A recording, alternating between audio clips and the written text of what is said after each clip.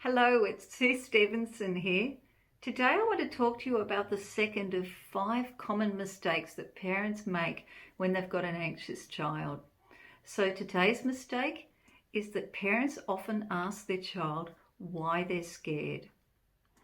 So, do you have a child who's scared of things that aren't even scary to you or to most other people? And it makes no sense to you? You've asked them why they're scared and they're not telling you. And it's so incredibly frustrating because if you knew why, you feel like you might be able to help them overcome their fear.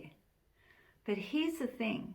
Your child most likely doesn't even know why they feel so scared, because if they knew, they'd be answering your question and they'd likely be a lot closer to overcoming their problem. And if you don't know why your child's scared, chances are they don't know either. So instead of wasting any more time and energy on trying to understand why your child is scared, I want you to follow these 3 steps. The first step is stop asking your child why they're scared. Asking your child why they feel scared can make them feel even worse, because they tend to feel stupid and ashamed and helpless in these situations. And trust me, they're not being deliberately difficult. They'd love nothing more than to feel confident and safe.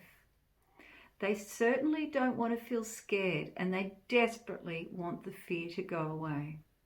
The key here is to stop worrying about why it's happening and to move forward toward a solution. Now, the second thing I want you to do is I want you to show your child empathy. And I'm not talking about sympathy here, where we treat our children like victims.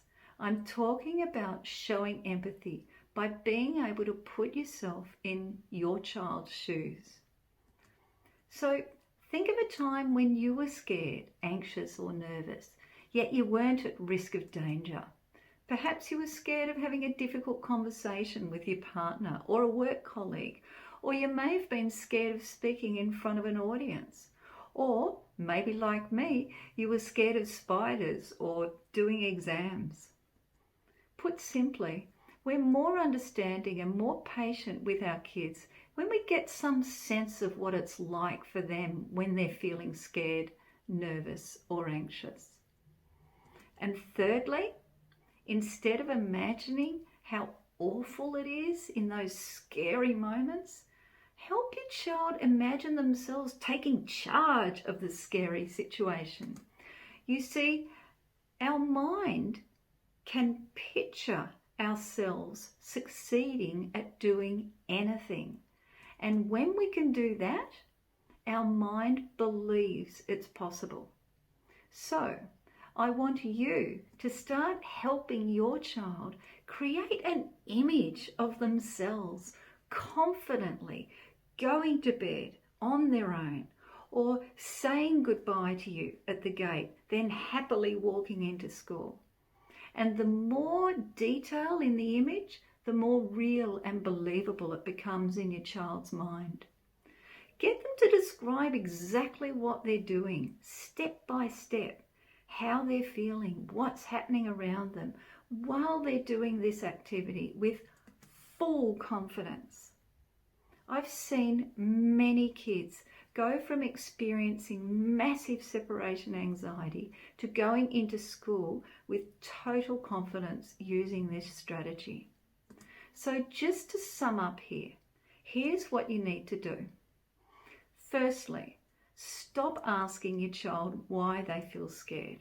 This isn't helping, and it is probably making things worse.